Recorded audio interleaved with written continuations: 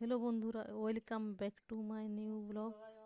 আমি নীল পূজার দিন সকালে বাড়িতে পুজো করলাম, গোপালের সেবা করলাম, বাবার মাথায় জল ঢাললাম। এই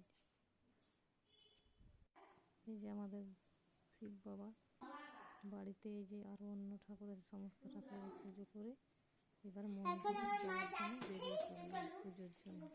আমার মেয়ে, আমি, গোপালকে নিয়ে মন্দিরের উদ্দেশ্যে বেরিয়ে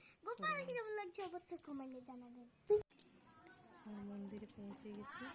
আমার মেয়ে এবং ওর দুই বান্ধবী এসেছে। গোপালকে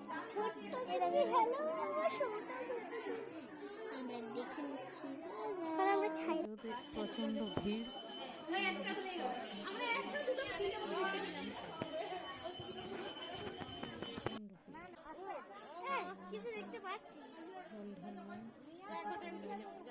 সবাই